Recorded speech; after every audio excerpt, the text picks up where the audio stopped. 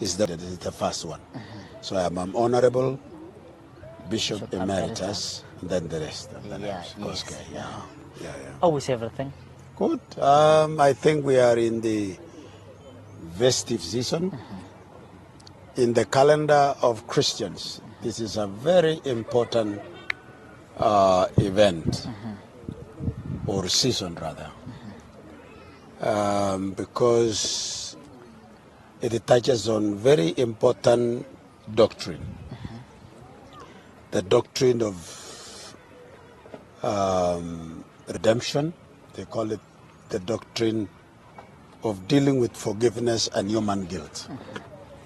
And therefore, the celebration is very hearty to the Christian community, wherever they were. It reminds us as leaders, as communities, that without sacrifice, there is no gain. Sure. We must give up something to get something. And they say, if you don't sacrifice, whatever you are... Bishop, we grew up grown before these other things. Wow. Yeah. I think we need a whole day for that. Just the only thing I can say, this is my home area. Kelumday Eldoret, Arawet Absisi, Kodamdum Kelumday as Sin City. Is that what we want?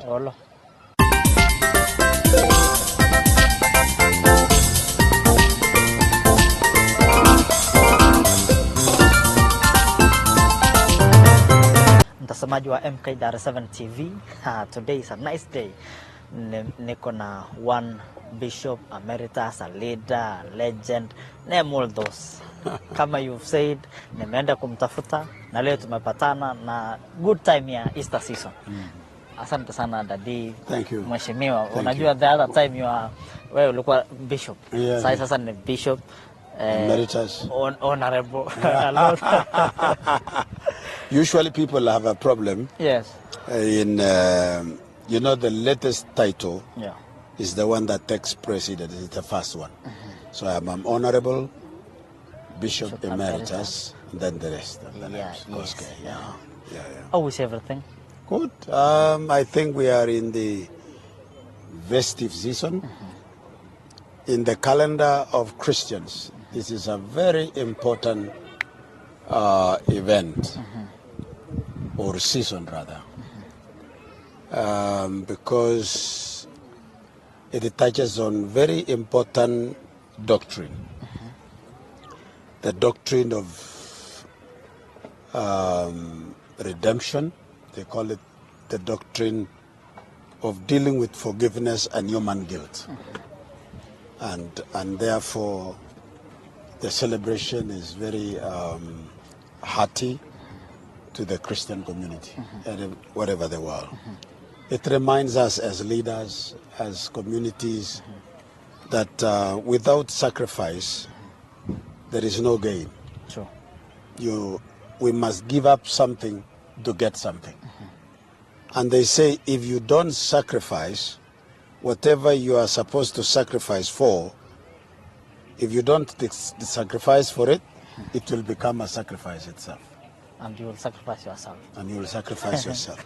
So in brief, that's it, and welcome to Mogotio. Thank you. This is where I live. I think I live around here some few kilometers. This is my local church. I come here for service. Oh, nice church. The service was amazing. It was full of blessings. Oh, you were able to share? Yeah, exactly. The sermon was amazing. Yeah. Okay, welcome again. Thank welcome you. again. Thank you. Yes. Now that Bishop, we grew up and we got you in the limelight. Few people know about Jackson Kosgei. Where did he grow, and what are the challenges when he was grown before these other things? Wow. Yeah. I think we need a whole day for that. Just the only thing I can say, this is my home area. I grew up here. Many people here know me, or at least they have heard about me. Yeah. Because fairly, they are younger people now. I grew up like any other child. But what made a difference are two things. One, grew up when I was 5 years, I catched polio. Between they call it 1945 and 1965, there was an outbreak of polio in the world. And I happened to have been born at that time. And at the age of 5, I suffered polio. That really shattered the dream of my childhood. So I had to delay going to school and until I started primary school when I was 20 because of that impact. And I was able to finish standard 7 like any other child, went to Form 4, to high school and then went to university. I catch up with life. That is one of the significant thing about my growth. The second thing is Christian faith. What made me go to school, change direction, was my faith in Christ. I believed in God, and it created an internal transformation, and my attitude became right. And I started going to school, and I valued life, and I knew I have lost something, but I did not lose much. Yeah, true. There was still something that remained. And that was significant in my life. And I grew up like anybody else, went to school, struggled like everybody else. But like I said in the church today, that my struggle is different because I have to struggle twice. One, to convince the public that I deserve what I want. Two, I have to work hard like anybody else. But all in all, I think I have grown. So I grew from this area. I have pastored these churches. I became a Christian, and my first assignment in life was to serve in the church. I worked in the church for over 45 years. Then I retired. Towards the later days, I worked concurrently, serving the society through appointments of state. Yes. Yeah, I became a national national human rights commissioner.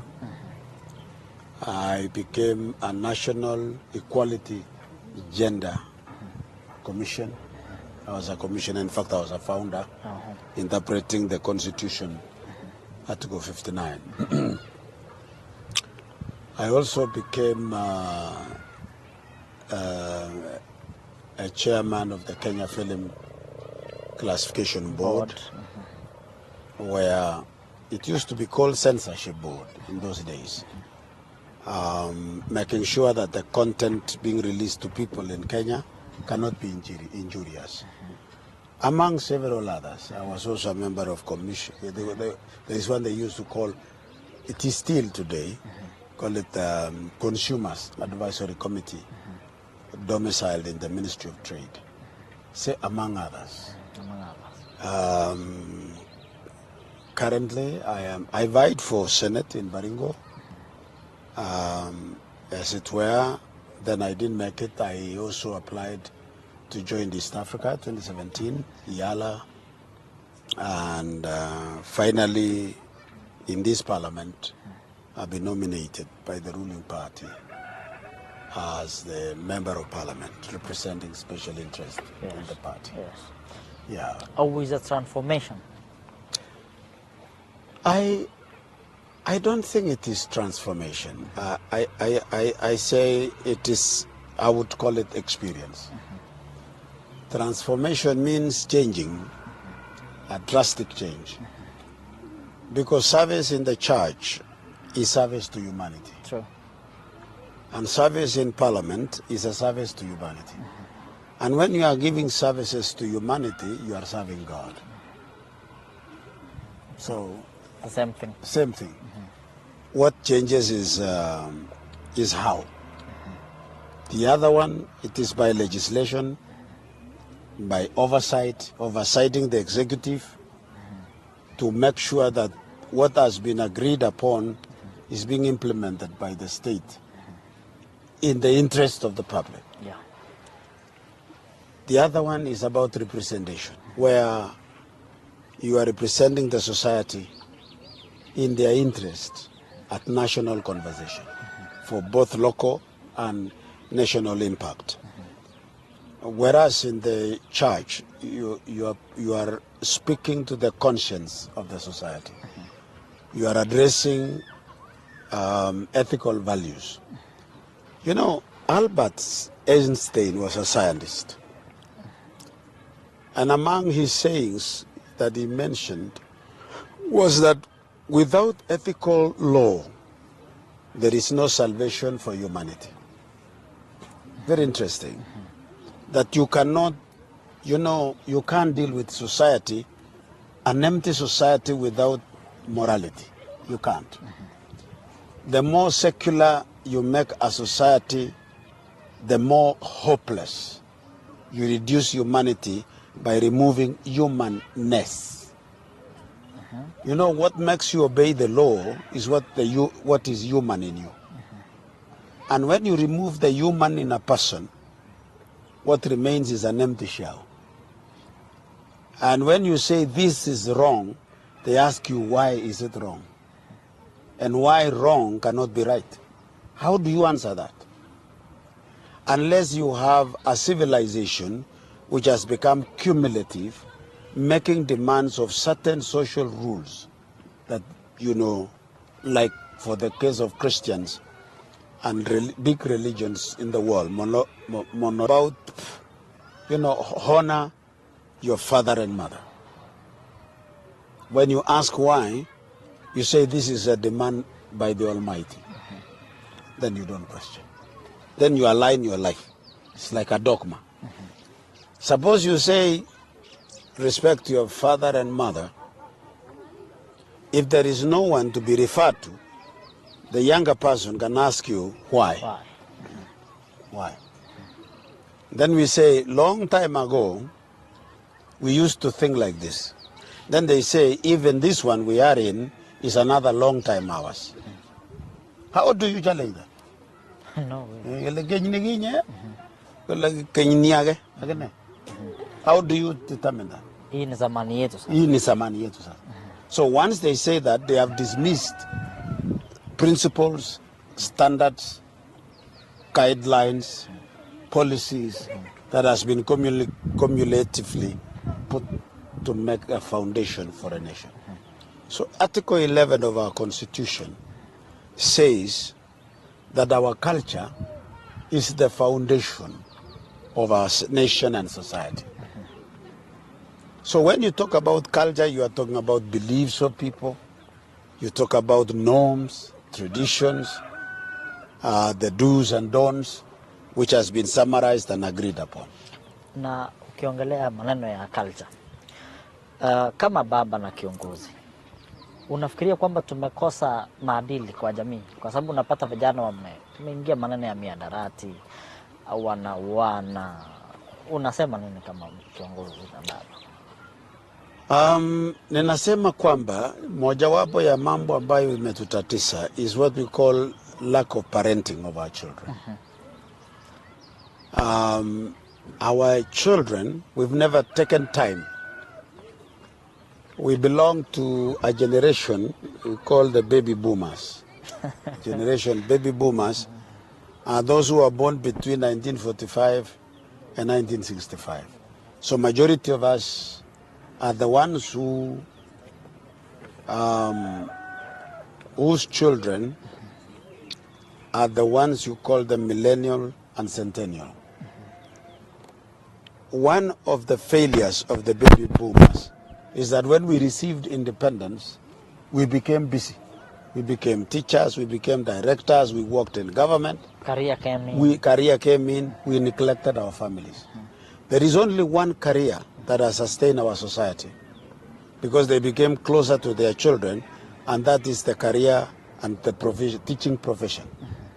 You know, majority of the children of teachers across the nation, majority of them had what you call parental care because the teacher is close to the children. But us who are in different profession, which took us away from home, we lost our children and they almost became zombies. And that impact can be felt. when issues of drugs were exposed to our children, they got it without the do's and don'ts. Number one, it is our failure as parents, and I must apologize that we never took care of our children well. And we were not able to tell them, this is wrong, this is right. The second thing is that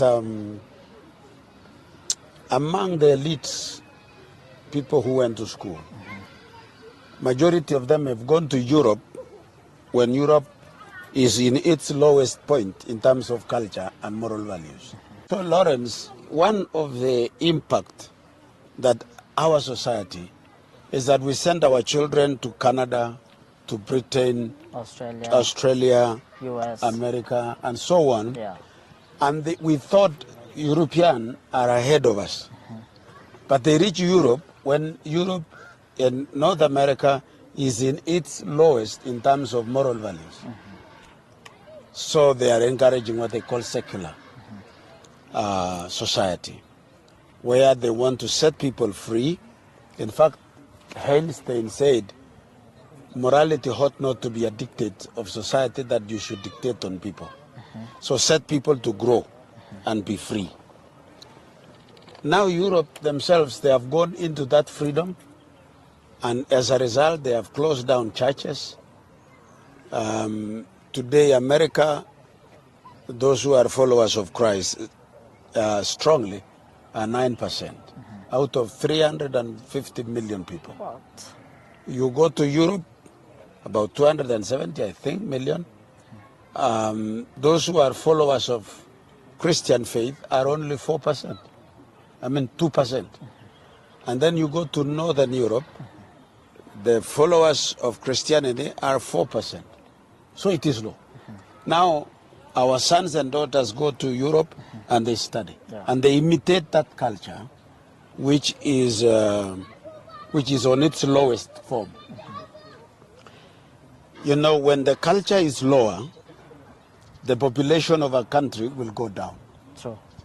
Because when culture is no longer there, because cultures, whether it is African or European traditional cultures, the first thing that valued was family. And family is there to preserve the growth of a population. So once secularism comes, it reduces the very foundation of social preservation, and that is through family. Now, our young people have gone there. They have come back home. They no longer look at our culture and their own setup as a progressive society.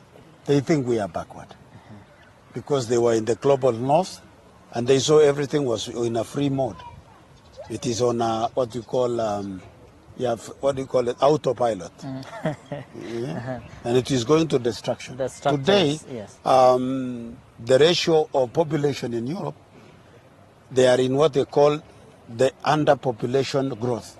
Instead of growing up, it is growing down. So Europe in 2060, for example, may not be inhabited by Europeans. It will be taken over by Eastern Europe, and it will be taken over by the East, Sino-Asia, and it will also be taken up by the global South, which is producing. Yeah. That you talk about Latin America, talk about South America, Central America, Africa. Yeah. You see, these are countries that is going to take up. And now churches are empty, and families are no longer there. Yeah? You find now the elders of 70 years plus are 70%. You talk of younger people, so the age gap is 25 years between the younger generation and the older generation. So when our sons, which are now fathers, centennial, who have just come, born 89, born 90, are now the fathers. They are now having children. They themselves are coming from that background influenced by secularism. They even don't understand their tradition. They don't know their culture, so they don't know what they are giving to their children. Now it is available. And finally, Lawrence, is that there is a strategy by the Western civilization They were threatened when they did what they call population growth trajectory from 1976 when Jimmy Carter was the president. There is a report that was written called Kissinger Report about the growth, the variance and the trajectory of growth in the world. And they could see our time that Africa, if not checked, will be half the population of the world by 2060, 2050. Now then they will be able to there. Yeah, 1976. So they said Africa must be the future continent. So what they did is that let us plan on how to shrink the population of Africa. That one is a report. Yeah. They call it Kissinger Report, 1976. It is available in library. Anybody can read. Kissinger report. I'll go and check that. Yeah, Kissinger Report on population. So and that's why they introduced family planning. In 1976, they funded over $6 billion. And it said, no, we can't have, when we were marrying, we said, no, Madam, lazima tusae watoto tatu, ine, tano. So majority of us, we began to have children, 4, 3, 4. If you can look at us, majority of us, who married in midst completely. So, and that is what they have succeeded. They have introduced it to university. They have introduced it to our secondary school. They have introduced it into villages. They are using them all over now. Yes, and in fact, even the kind of alcohol, and they have released, like for example, they have released poison. They are using it as but this one destroys a person from inside, and it affects the nerves, even sensory nerves. The productive system. Yeah, reproductive system. So you find that a young man is there and there are girls and they cannot impregnate them. That is the challenge we have. Now the challenge we have. So and that is now what is called, this is now a strategy to kill the population. They are now encouraging, for example, what we call same-sex marriage. Because Africa is a continent of young people, over 75%. So by encouraging them to go for same-sex marriage, you are denying them the very natural process of a man and a woman with a product. So when you encourage same-sex, you are saying that society, you are giving them what they call euthanasia, social euthanasia, to kill them. So I am telling the younger people, it's not about older versus the young, or those who, it's not leaders versus people, but this is a strategy to destroy the people. And where are the leaders who can teach them? Because youth don't know those. Yeah, I think it is not about leaders. I think it is about families. It is about community leadership. It's not about political leaders, because political leaders survive by votes. And sometimes they are torn between winning votes or sacrificing their seats. But it is the duty of parents, the duty of communities, families, clans. You see? And then also it is the duty of a generation. And it is the duty of people who are mentoring young people into adults. One such that we want to target by all means is the initiation process, especially among the communities that circumcises young people. That we use that opportunity to mentor and coach the young people. And we have tried it, and it is working. We have tried it in, we have a program in Kitengela where we are initiating children from Kalenjin, sons. Who are now in town? In fact, people are bringing from the rural. Oh, yeah. Yeah. Why did you maybe decide to target them? Why don't you? First of all, we were targeting the elites so that sometimes the elites have fear to bring their children home. Oh, yeah, yeah. And they wish their children to have the same initiation as those at home. So we organize for them so that we can safeguard the upper class in society from collapsing. Oh, yeah, true. All right? So we've done that. We did a pilot project for 13 years. And the result is more than 98%. Oh, positive, amazing. Very positive. And we have lost a few, which is more of the family causes rather than the natural cause. Okay. So, yes, I would hold the natural social connection leadership to deal with the matter. The social. Yeah, the natural social connection. Yeah. A type of leadership. That's where you have community leaders, you call it the clans leaders, you do family heads, and so on, meeting and be deliberate to bring up their children. Amazing. And they should do like Waindis do. Yeah? Muindi started a business in 1905. And that business has grown. Today, among the millionaires in the world They're all over. are those who founded a shop in Nairobi. They were in Muindi Mbungu, they were in Kirinyaga. Now, that Muindi can hand over to the next generation, another generation. The reason is parents have been very intentional in bringing up their children. We would like to do that. Yeah. Muslims are trying. They are really trying that you produce younger generation and build them with the culture. Why? Because they made sure that they gravitate around a certain moral structure.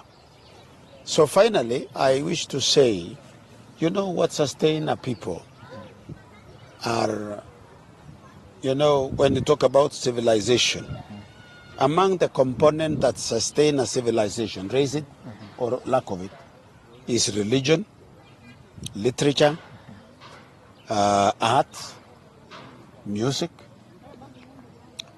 and the other thing that really sustains a people is wealth. Because if you don't have wealth, then you must have, if you don't have wealth, it is possible to lose nativity to the land. Sure. So because what can sustain people is where they can identify as their home. Everybody needs a home. And that home must connect you to the soil.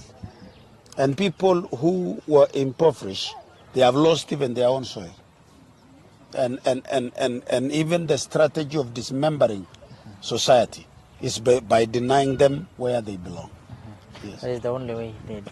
Yeah. Tage balune ngulumenye ngugime iwa wrong. Ko tage balune ni wrong.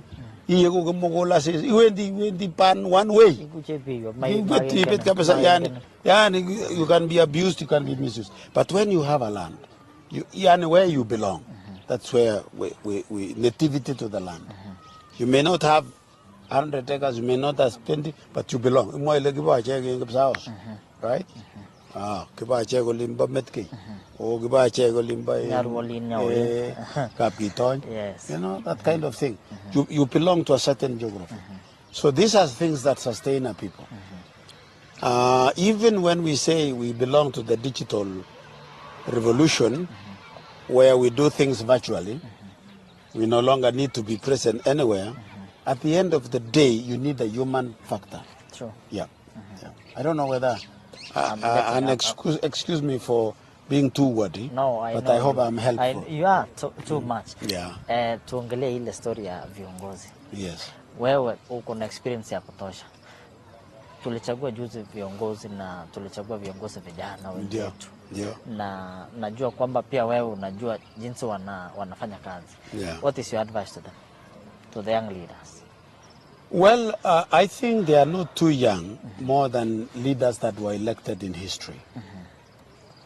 The difference, though, is that there were younger leaders in the days of our other leaders in history, but they were younger and they were older, so that they were able to be mentored by the older, restrained by the older. Yeah.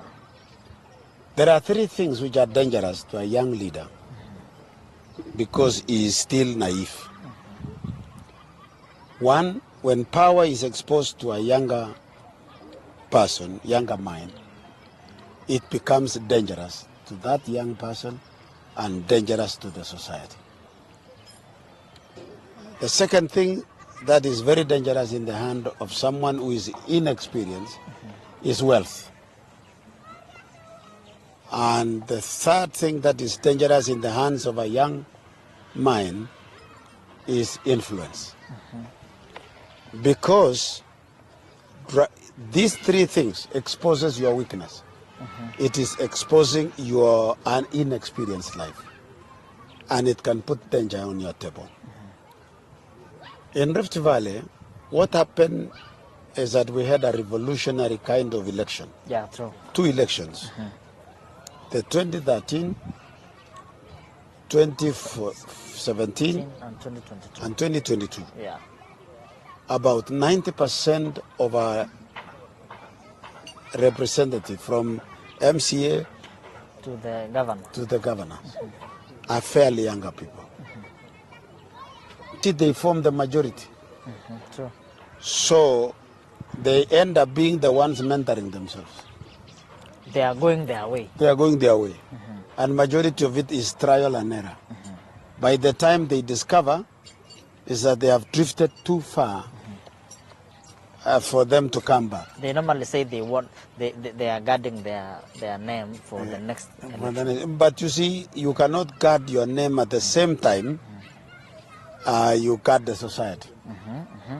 And because of that, they created a vacuum almost immediately. Exactly. There is a disconnect between the Society society and the leader.